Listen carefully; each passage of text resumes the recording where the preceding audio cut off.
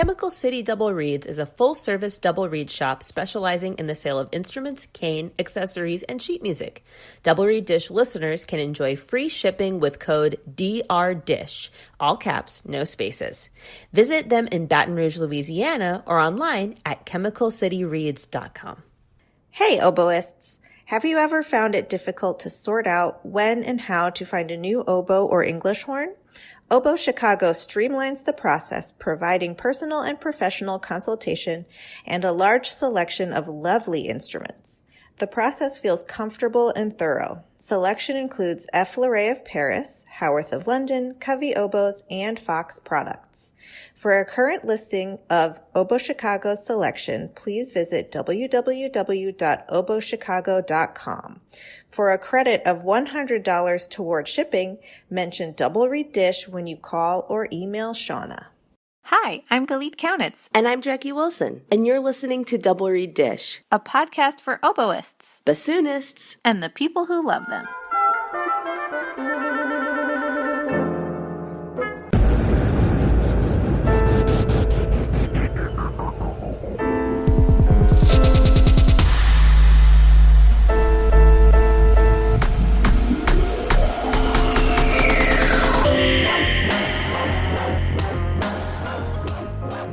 Hey there. Hey, it's a brief moment of quiet, but it has been loudly raining off and on. You know that we just got done recording an interview, and it was biblical. That is a perfect adjective. Yes. So we're lucky we have a little bit of quiet right now. Yeah, it looks like the sun is shining right now, but before you were having horizontal rain and tornado sirens, and it was quite the weather. I'm glad I was inside. I was thinking about if there are any campers who are like walking across campus when that hits. Like, oh man, you can't even run for it. You just walk. No, the worst is when it rains. I don't know if anyone else has experienced this, but like when you're wearing sandals and it rains and then your feet start to slide around inside your sandal. That's like one of my least favorite feelings in the entire world. I actually really, really hate that. Or like when you have closed-toed shoes on, but your puppy escapes in the pouring down rain and you're chasing after her for 15 minutes and just wading through a downpour and puddles in your neighborhood. And then your socks and your shoes soak up all of the water. Ugh, the worst. Welcome to Rain Talk, your podcast about rain and footwear in the rain. Thanks for tuning in. I'd listen. So we had stumbled upon this topic for the last episode, but we have both gotten back into performing, especially you, Jacqui, because you really were not performing at all. And I was performing a little bit during the quarantine. Yeah, my university is in a really small town and it's kind of known as a party school. And so the county was basically like, we don't have the infrastructure to handle an outbreak, so you are not entitled to have students learning in person. And so it was capital V virtual the entire year. Anything I did was pre-recorded. And so I just last week did my first performances back in front of an audience for the first time. And it was wild. I mean, I hadn't performed in front of people for I guess it was very early February 2020 was the last time. So almost a year and a half. Wow. And it was really interesting because I was a little nervous anticipating it because, and I think I've talked about this on the podcast, before I stopped performing for about the year beforehand, I had kind of been on this journey to really address and conquer my performance anxiety. And in meditation had found what I believed was the answer for me, and was finally hitting my stride those 6 months before we went into lockdown of like, yes, I found the thing that works for me. I feel like I'm performing in a way that's representative of who I am, and I am mentally and emotionally present in my performing.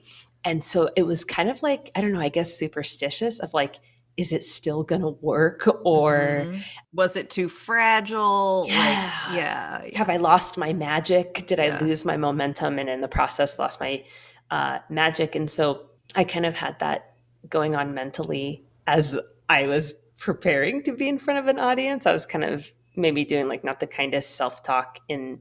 It wasn't even about performing. It was like about my strategies for performing. Mm. And I was pretty darn nervous the first time. It was on this like kind of faculty variety program, and we were last. And so you just kind of sit around anticipating.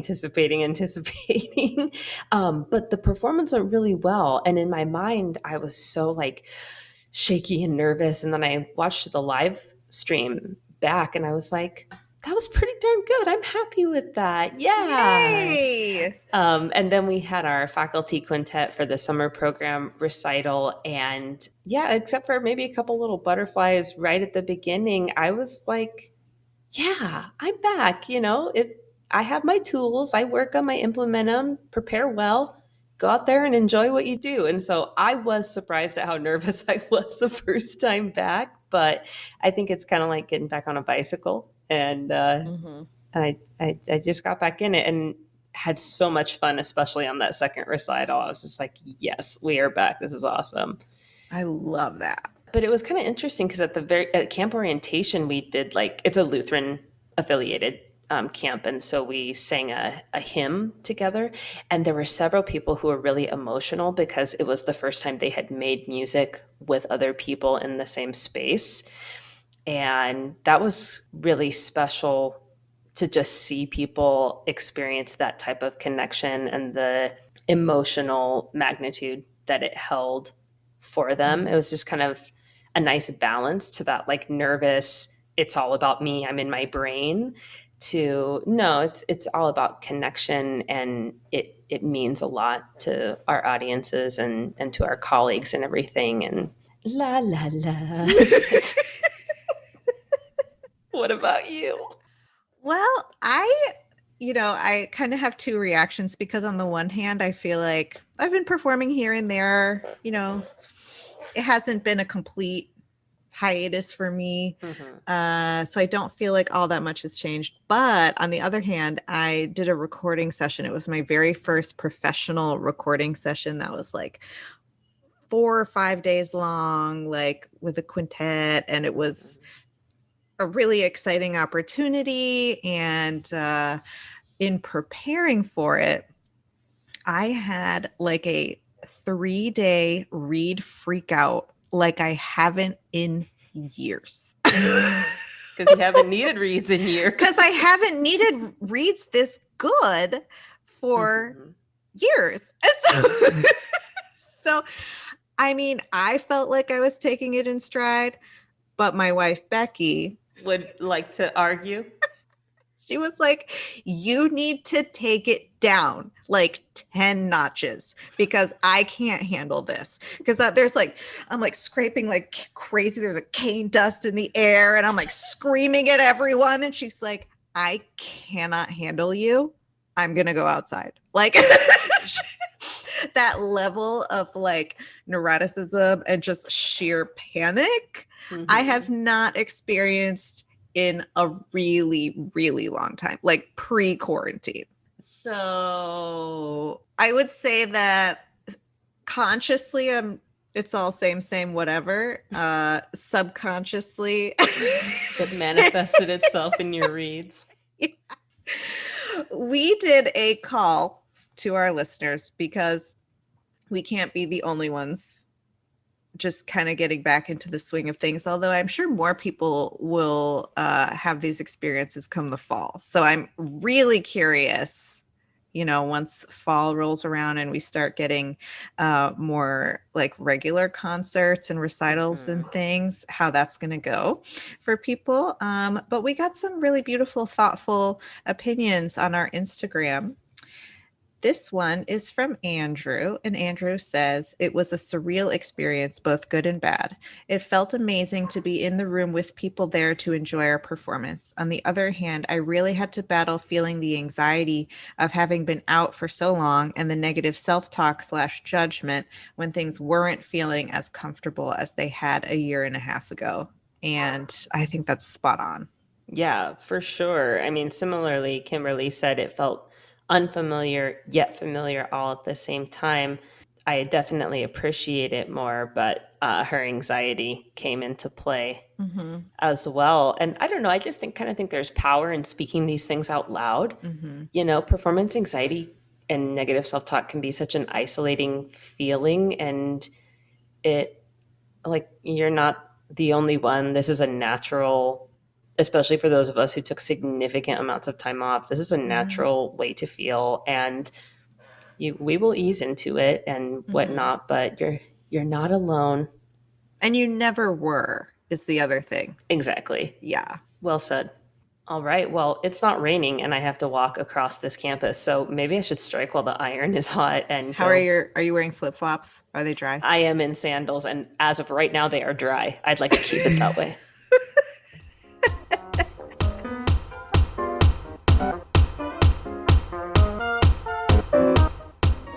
Janet Ingle loves the oboe. She has built her business on providing high-quality handmade reeds, education, and a sympathetic ear to oboists across the country. When you order from Janet Ingle Reeds, you get prompt communication, reeds or cane handcrafted to your specifications, and cheerful, friendly customer service. All orders are mailed within 1 week, sometimes much faster. Single orders or monthly read subscriptions are welcome, and she'll work with you to find the combination of response, resistance, stability, and flexibility that is right for you. Janet doesn't just do reeds either. Look at janetingle.com for a selection of reed cases, swabs, and tools, or for reed making videos, classes, and boot camps. Podcast listeners can use the code DISH for 10% off their first order at janetingle.com. Ugly Duckling Oboes is dedicated to the development of young oboe players. They provide quality handmade oboe reeds, private lessons, and high-quality oboe sales, rentals, and consignments. The oboes that they rent are conservatory mechanism oboes that include the left-hand F key and low B flat key. All are maintained by oboe-specific technicians. In-person lessons are available, as well as virtual lessons for students who live outside the geographic area or have transportation and scheduling challenges. They also offer online college audition coaching for high school juniors and seniors who plan to audition to be music majors. Visit uglyducklingoboes.com for more details on how you can set up yourself for success and sign up for their newsletter. That's uglyducklingoboes.com.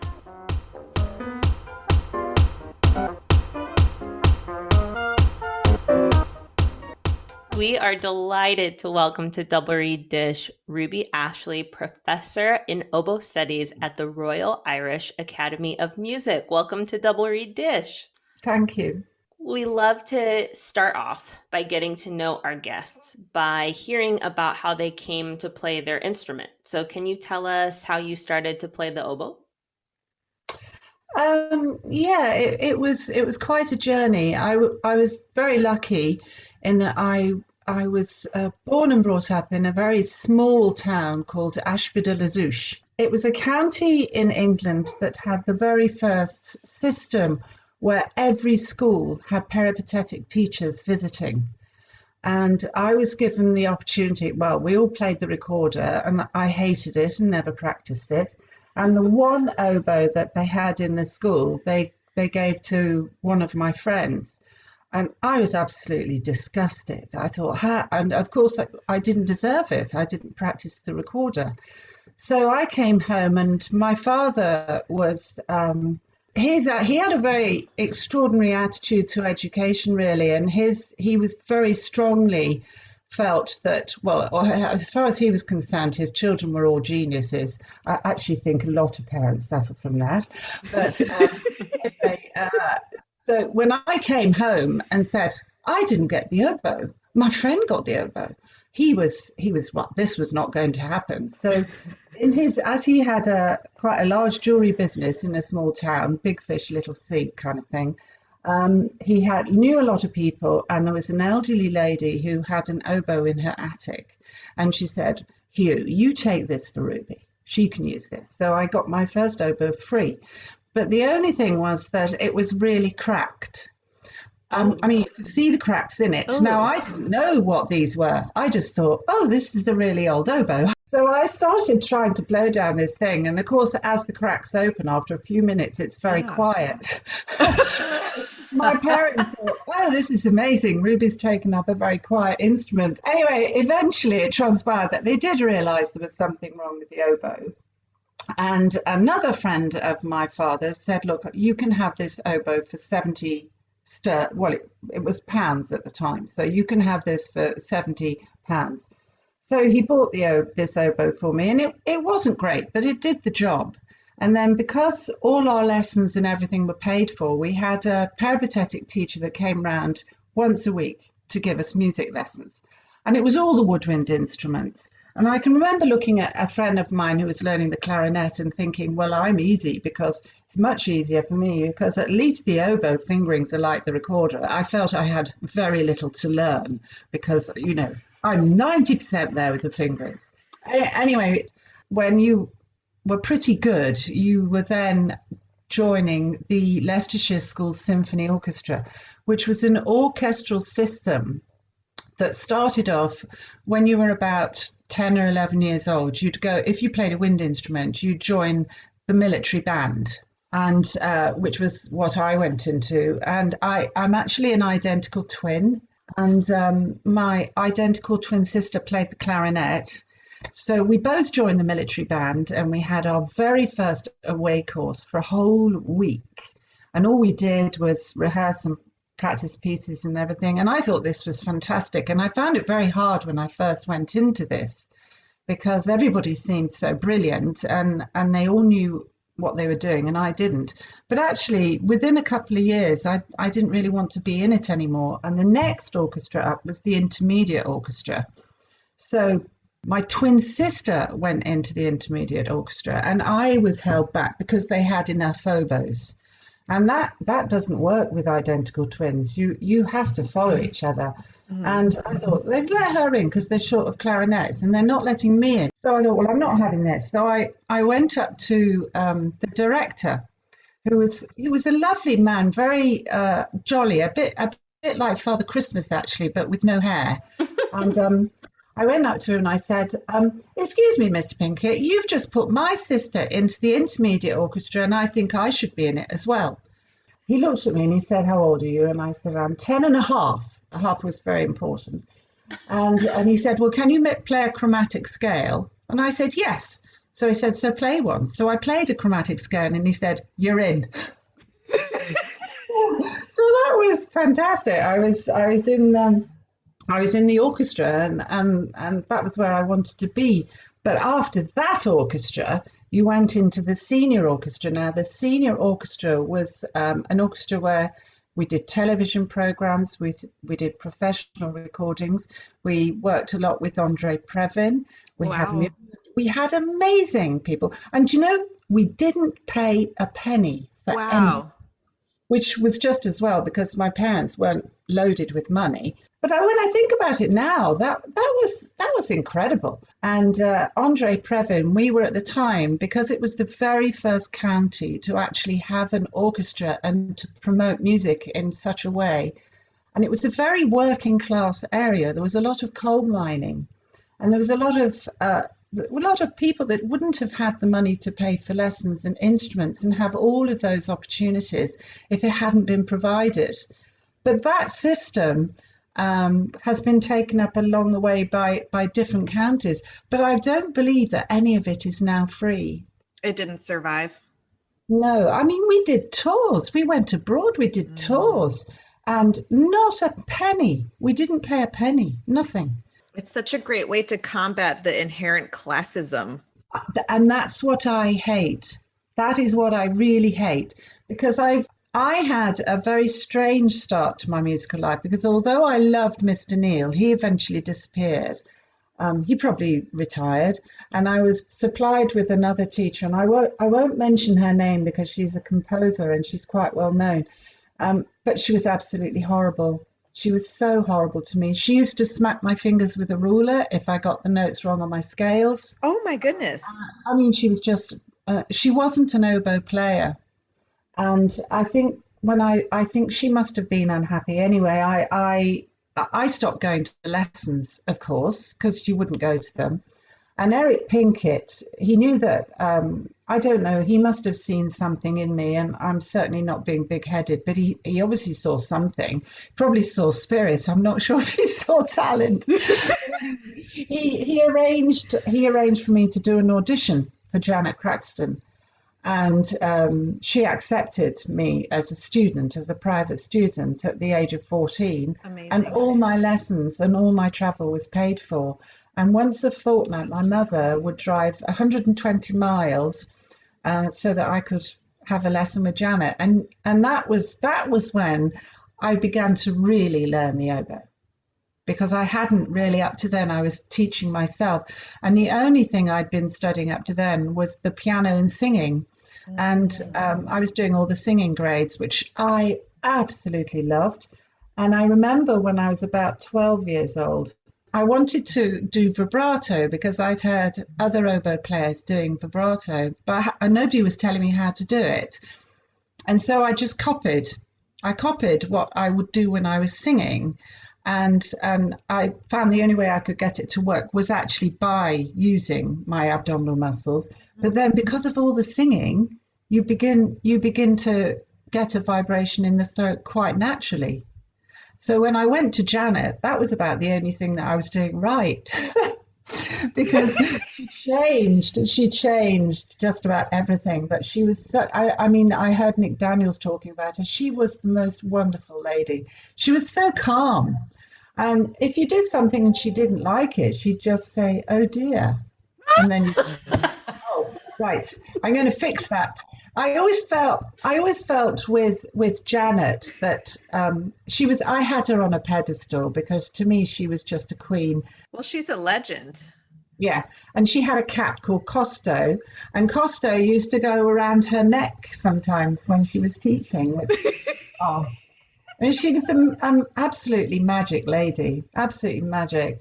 But I always felt when she would set me one thing. Like she would say, I remember the lesson when she told me I had to change my hand position. She said, it's like you're catching the oboe in both hands, and that's your hand position, and you slide your fingers back. And God made me very, very tall, but unfortunately he gave me a very small little finger. So it was even more important to have my fingers square on. I couldn't get away with angling my hand at all. So I remember that when she did that, I thought, better have that sorted 2 weeks' time. I always felt like that sort that out for 2 weeks. And then it was the mouth position. All right, well, of course, that takes longer than 2 weeks. And the whole breathing thing, I mean, that's always there. The engine of playing the oboe is the breathing, isn't it? Mm-hmm. So until I had Janet, I wasn't really terribly lucky. But I chose the oboe because my father, once I'd said that I wanted to play the oboe, we went to a concert by the Leicestershire School Symphony Orchestra in the De Montfort Hall. And then suddenly the oboe gave the A. And my father said that I looked at him and said, "I'm going to do that."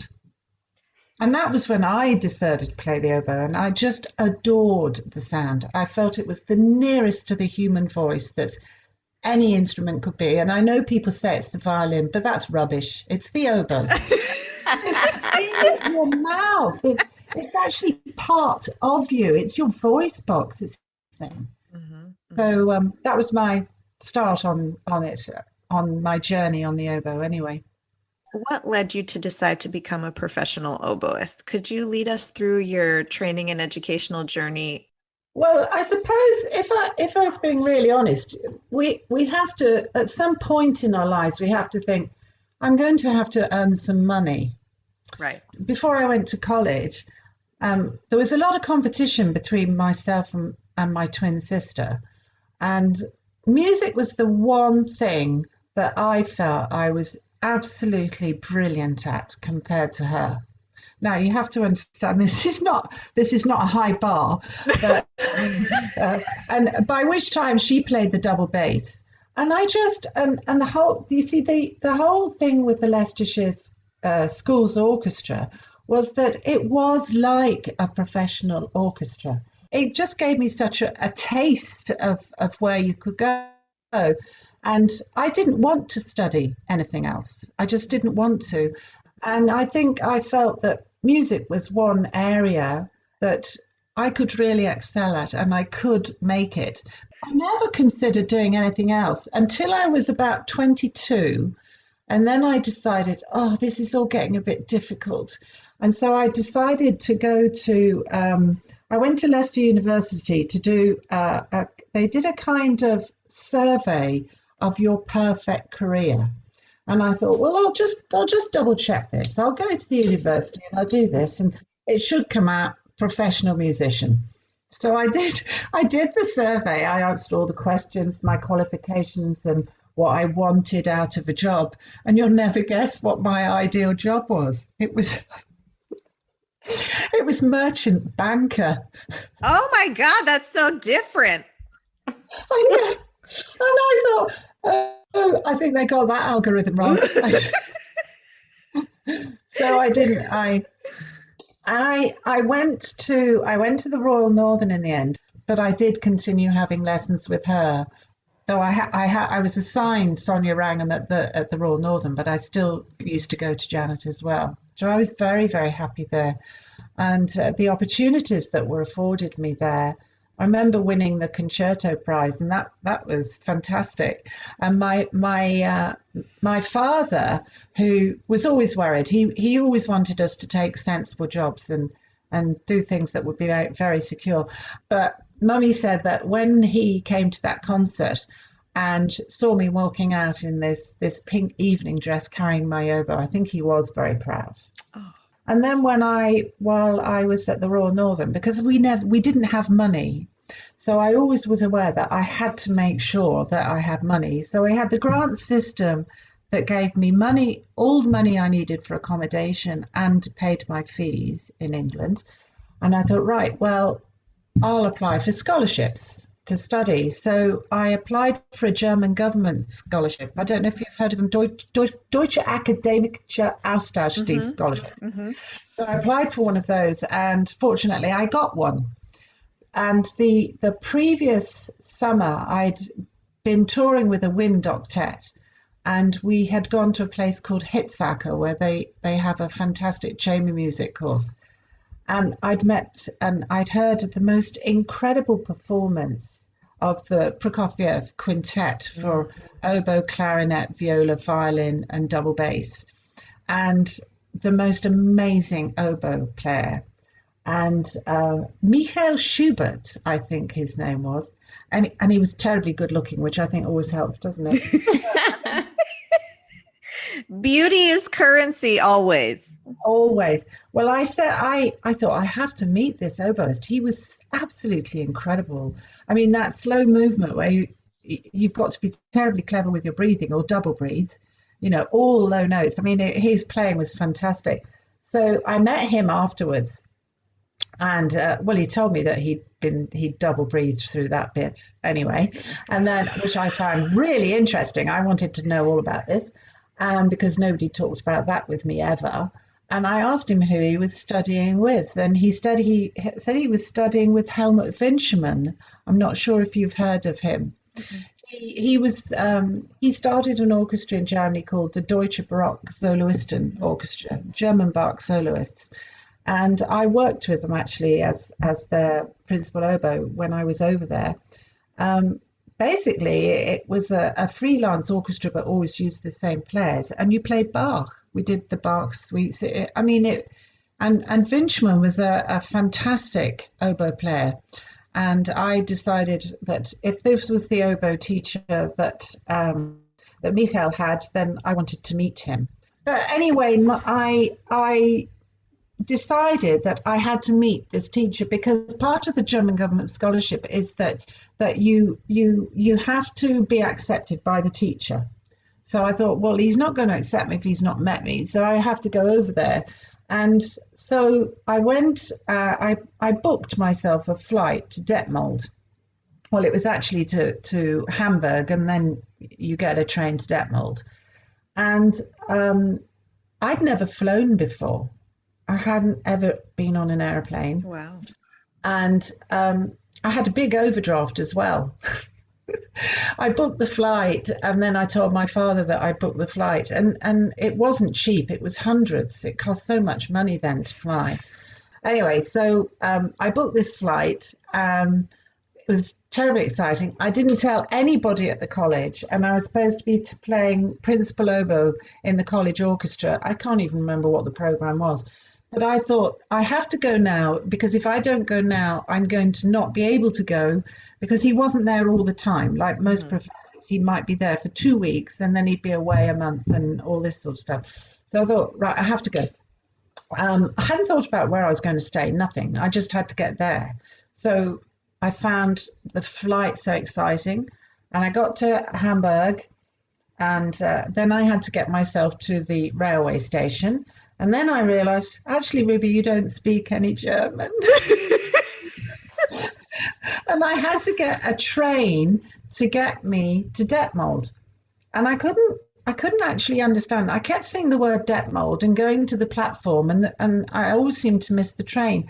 And then I realized I was looking at arrivals and not departures. Oh no. I did eventually get on that train. And I remember it, I don't know what time my flight was, but I got there early afternoon and found my way to the Nordwestdeutsche Music Academy, which is the most amazing, complex, beautiful buildings. And I went up this very long hill to get into the place where all the woodwind rooms were. And I just walked in. When I think of it now, it's unbelievable. I just walked in, and all the classes were open classes, and the students were very international. I mean, there'd be all kinds of, loads of different nationalities there. And I just walked in, and he looked at me, and I just said, I've just come over from England, and I want to study with you next year. And that was it. And he just looked at me, and I don't know how I had the confidence to do it. Don't know. Youthful confidence.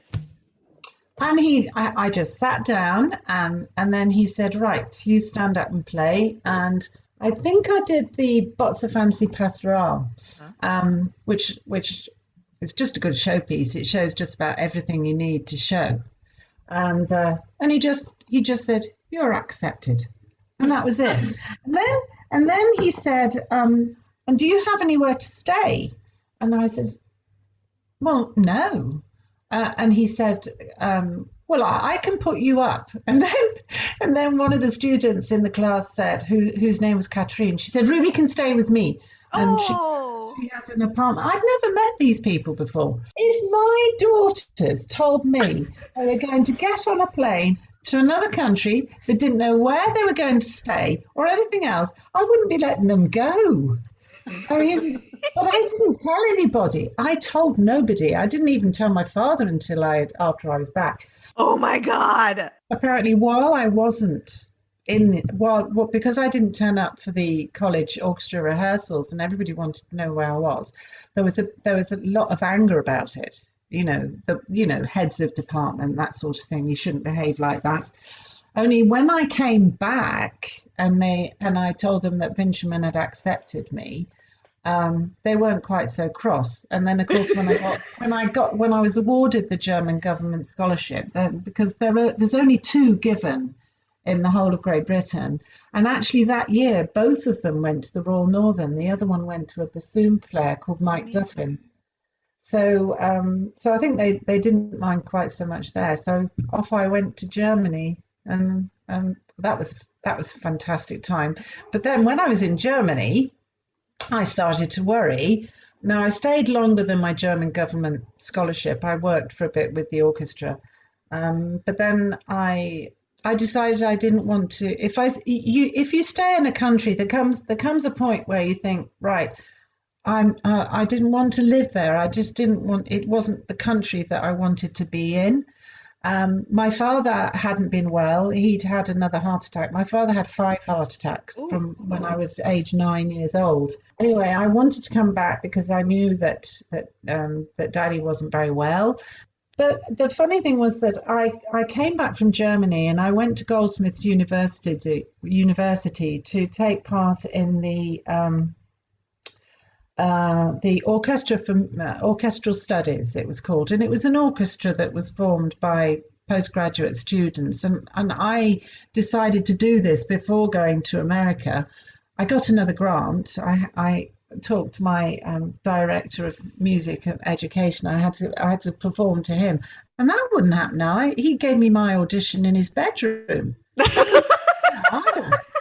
Anyway, so I mean, there was no problems. I just got the oboe out and played, and I got another grant, which was that was 5 years of being fully funded by my local authority. So I got that grant, and I went to London to do the orchestral studies. And but unfortunately, during that year, my father died. Oh. Very suddenly, actually. I just started sharing a flat with a trumpet player called Gareth. Now, we weren't boyfriend and girlfriend. It was just accommodation for the college in Greenwich. And I was out doing rehearsals all day. And when I got back, it was about 11 o'clock at night. And Gareth said to me, I'd only been on this course for 3 weeks. And Gareth said to me, "What did you do? What did you do?" I said, "Well, what do you mean?" And he said, "The police have been round for you 3 times. And I thought, well, why? Because we didn't have mobile phones, and the phone in our flat wasn't connected. And he said, well, twice it was a policeman and a policewoman came round, and the next time it was just a policewoman. And he said that he got so worried the third time they came, because he didn't know me very well. He said, "What's she done?" He thought that I'd been shoplifting or something. And they told him then that my father had died very suddenly of a heart attack. So it was Gareth who told me about my father. But there was a big mix up then with grants and money and everything. And basically, I just didn't have any money at all. So I kind of survived that year. But I did an audition for RTE here in Ireland. And so I ended up coming over here. I finished college and I came over here the next day. I just drove over, and I came over for a year, and I'm still here. I would love to hear more about your studies with Ray Still. He is such a huge titan. Yeah, he wrote me. I actually never went to America because the year that I was in Goldsmiths would have been another year before I took up the Rotary Club scholarship, because that's 2 years in advance. And I had to earn money. I had no money, and I just had to earn it.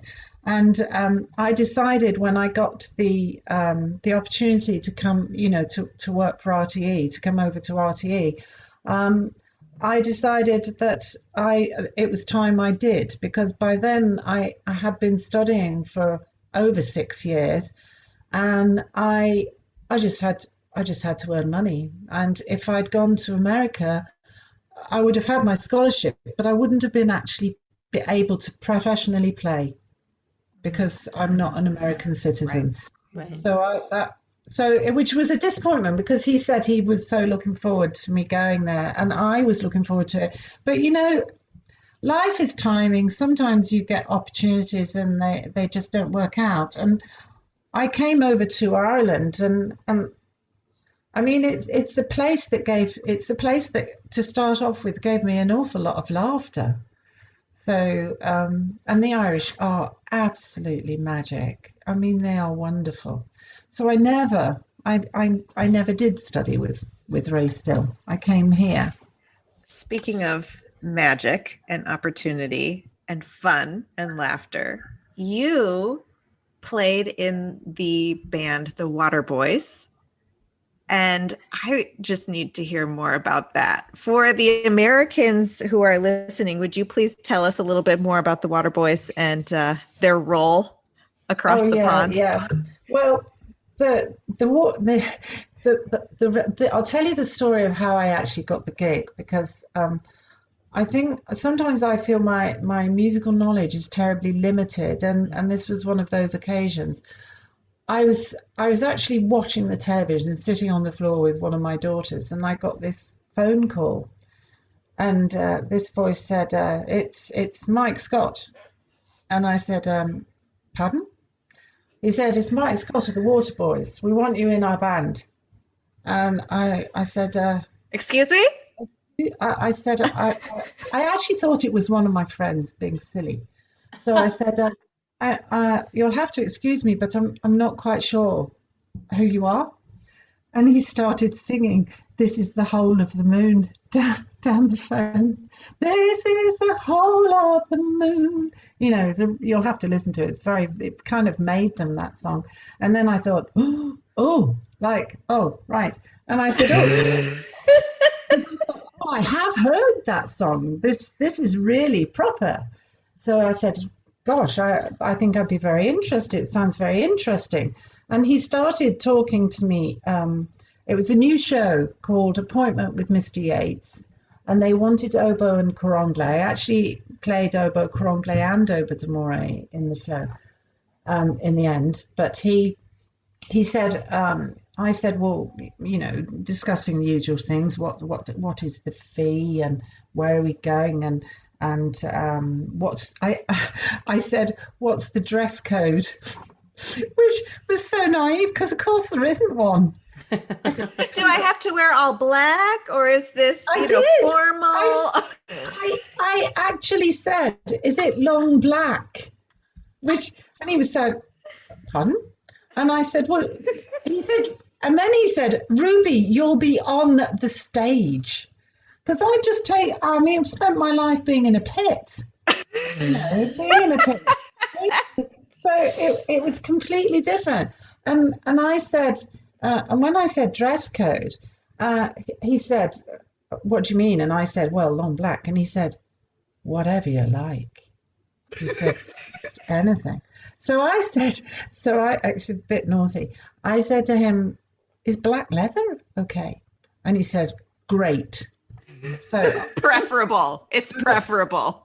It was a completely different world.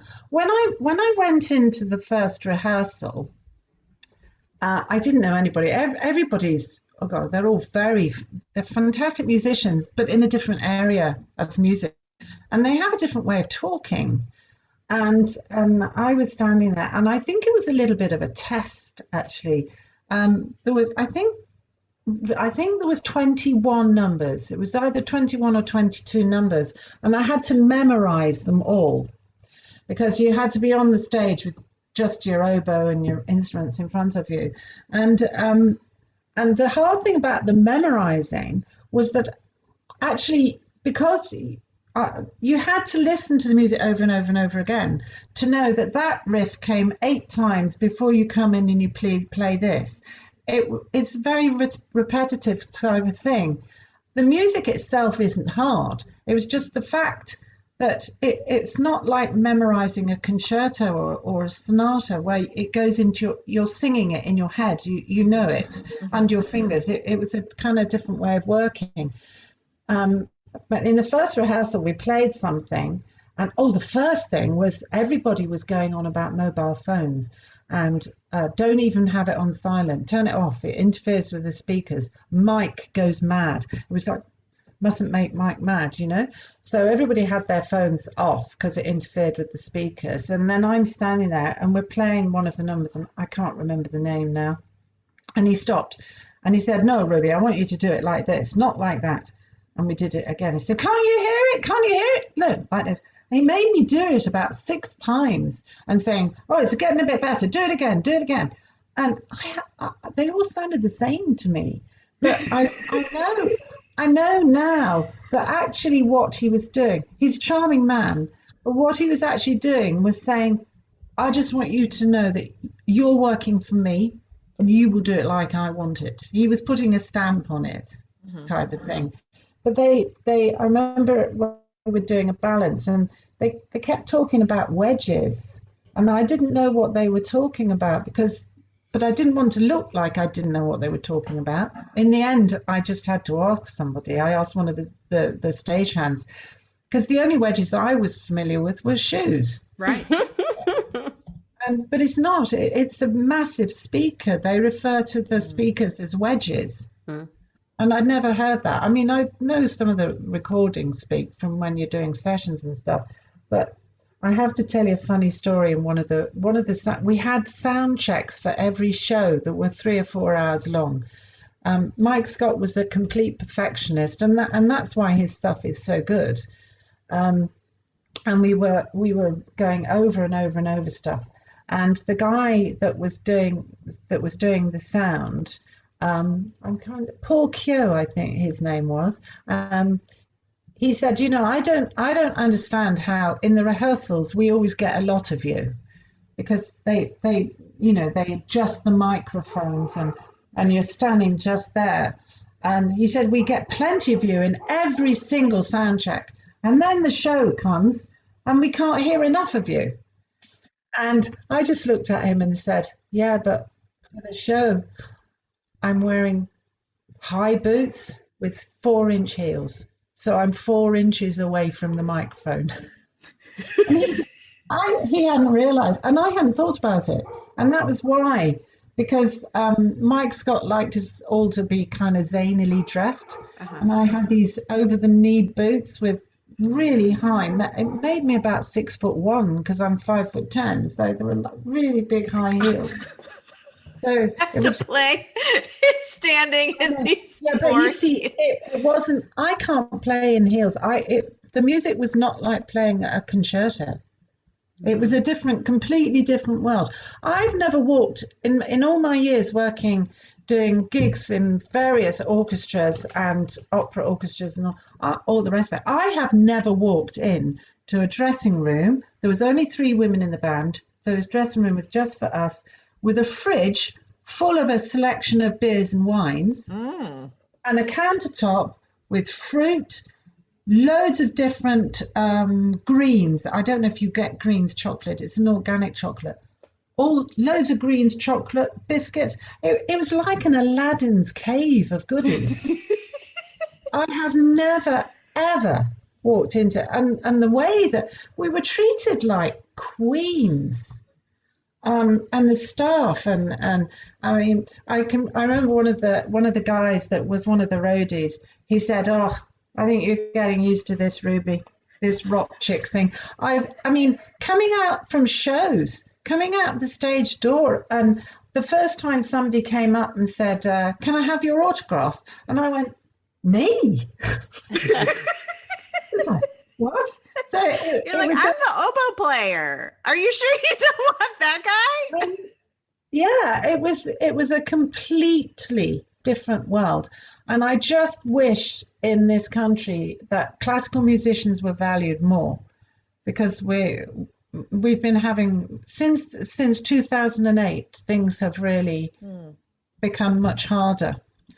When I more or less stopped working with the orchestra. I more or less stopped working with the orchestra in 91, and I left to take up a position.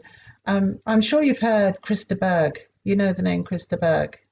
He's a very well. Look him up. He's the guy who sang the song "Lady in Red." I don't know if you've ever heard that. Yeah.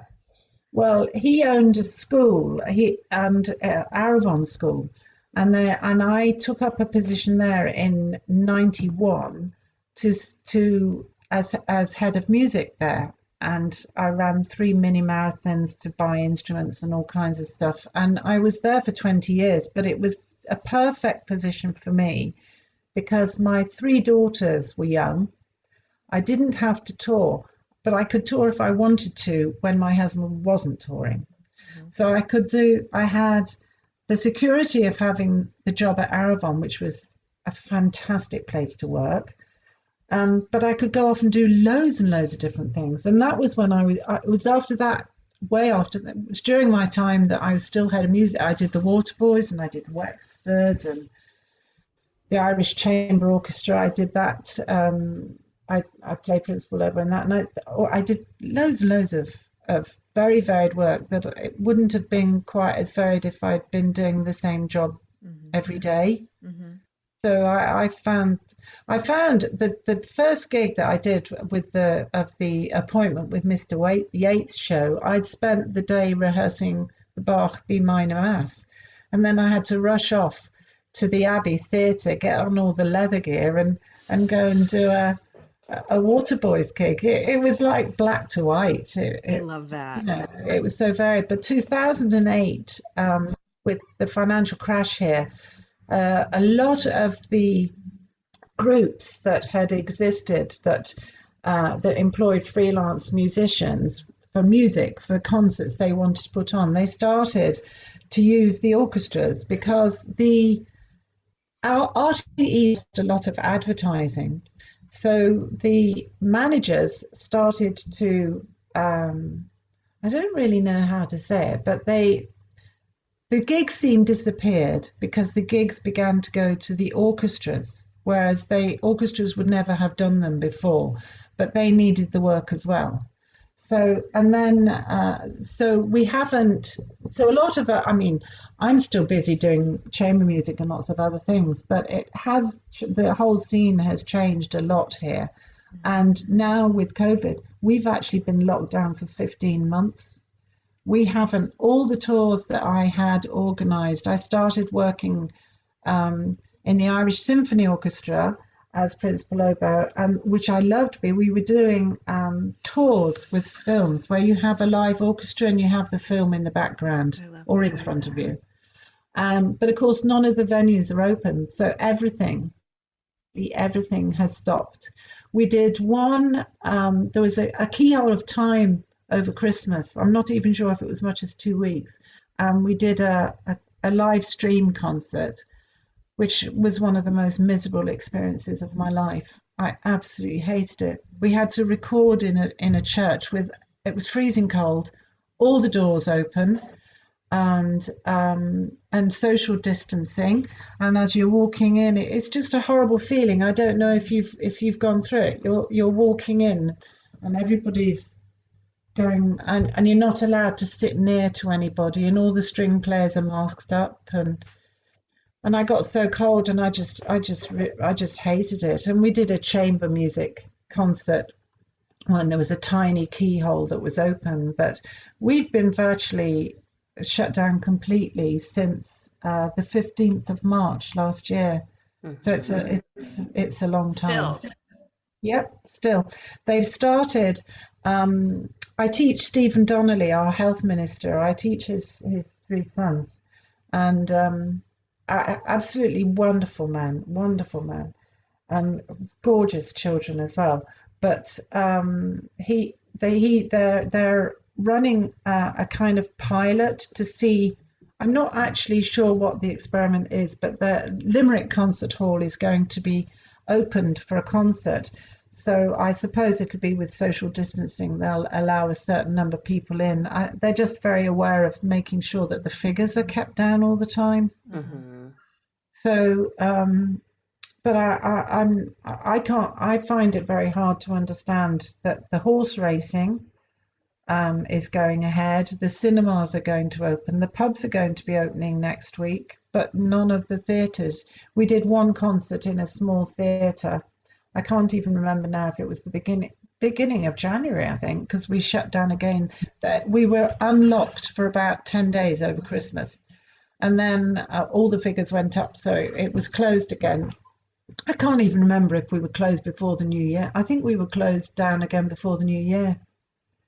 And we did one concert in a theatre, just a small local theatre, and only 70 guests were allowed in. And the problem with that is that you're not making any money.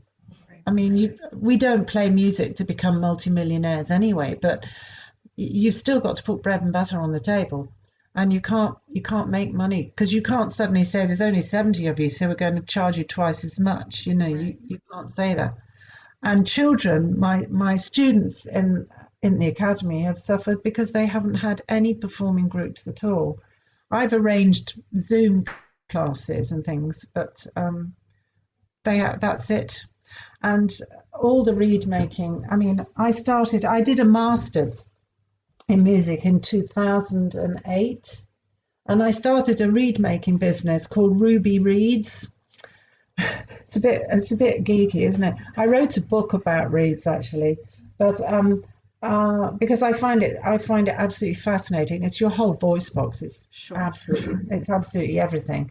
And nobody ever taught me really how to make reeds. I learned just by watching and listening and experimenting.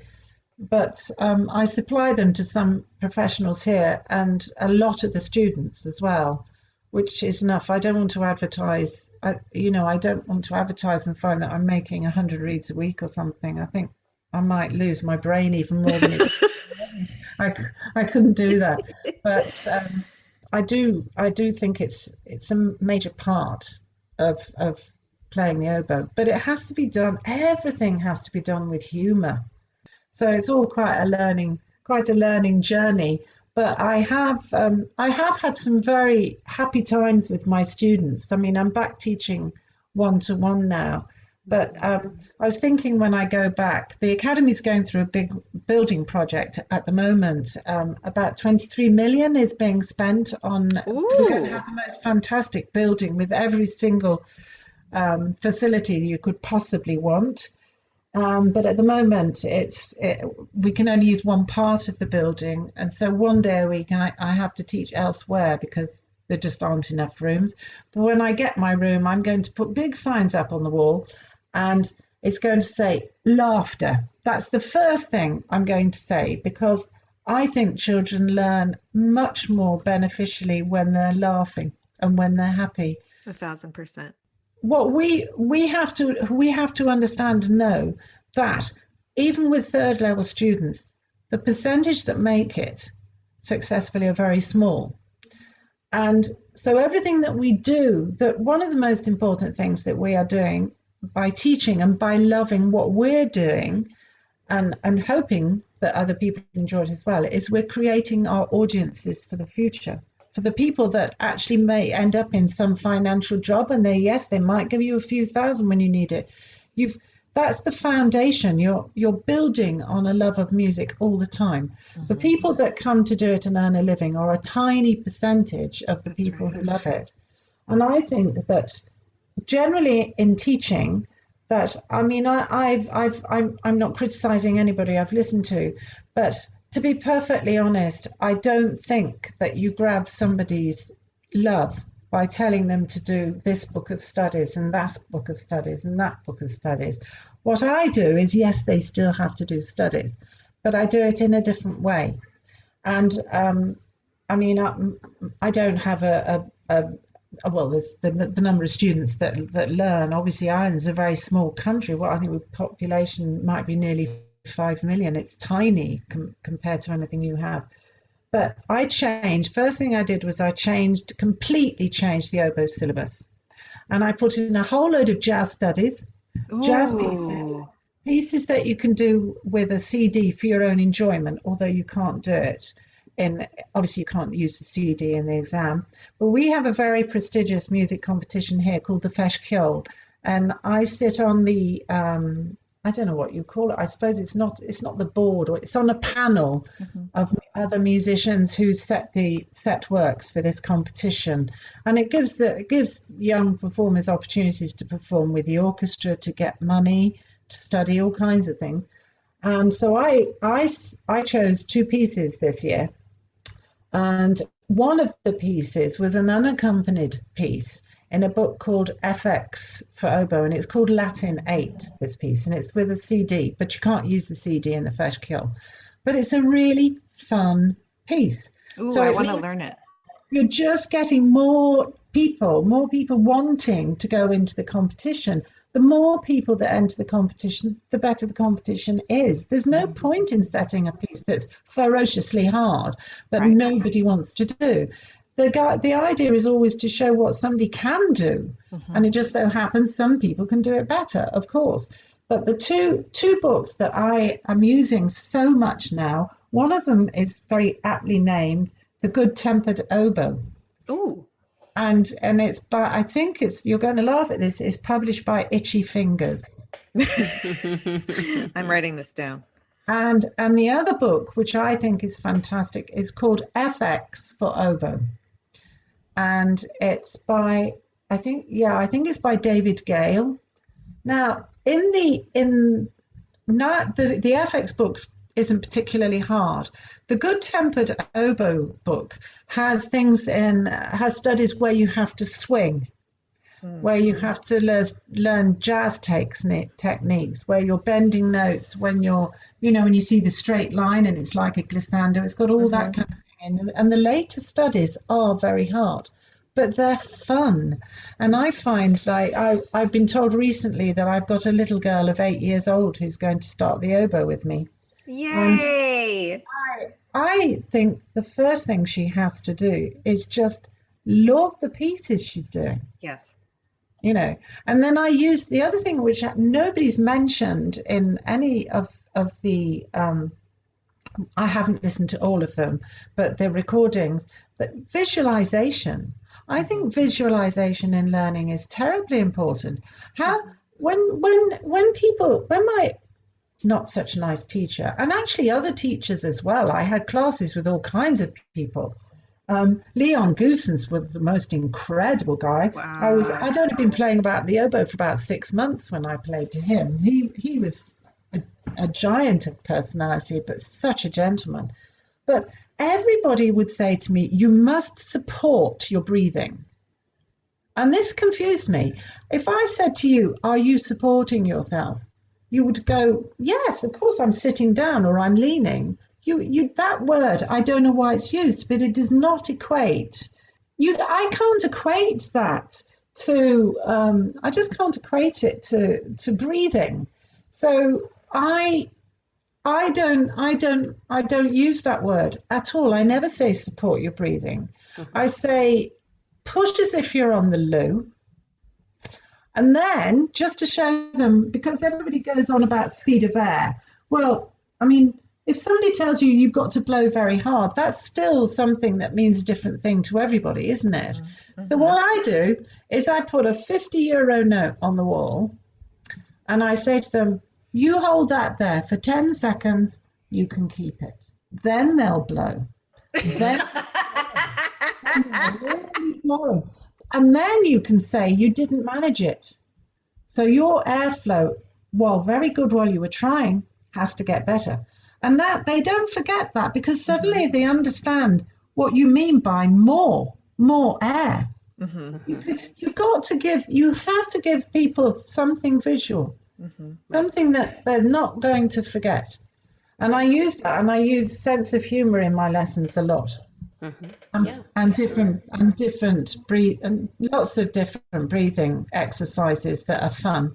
But I'm big into the health. I think health is terribly important. I think young people are not moving as much as they should. They sit in front of computer screens too often. And I think that, I think swimming is pretty fantastic for your breathing. And singing. Always sing. Everything we do when we play music, everything is singing. Absolutely everything is singing. And from the day that you have a new student, from the very first lesson, the most important thing I get them to learn to do is to hum while they're making a sound on the reed. Have you ever done? No. Oh my God. Anybody I've listened to people talking about opening up the sinuses. Have you ever tried to do that? Doctors have to give you an operation to do that. Oh. How on earth? It doesn't make sense. And I heard a fantastic oboe player saying that. That makes no sense. And anatomically nonsense. You can know I fought my way up, can't you? Because I'm writing that one down too. Hum. Wow. You cannot physically open up your sinuses unless you hum. So you play a note on the oboe and you hum in your throat at the same time. And the first thing that happens is your throat doubles in size and everything opens. And all you're doing is humming. And as soon as a student can do that, they won't have any problem with vibrato. Because vibrato, while it begins low down here, eventually it resonates in exactly the same way as when you sing. You can feel the vibration in your throat. And you'll never have that horrible wide vibrato sound that some people have. You won't have it because it's a natural growth from here, and that comes from singing. Singing and swimming are the two things I think every oboist should do. I swam for the county team at home and I won the national diving.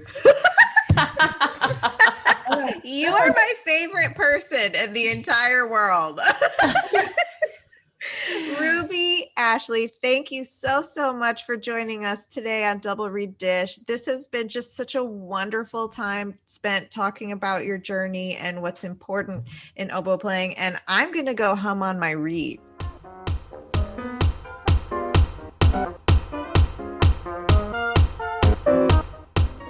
Thank you for joining us for that episode. And as always, for listening. If you want to hit us up, you can do that on social media. If you want to listen more, you can do that anywhere you get your podcasts. And if you want to join our consortium, you can do that at our website, doublereaddish.com. Galit, who are we going to have for the next episode?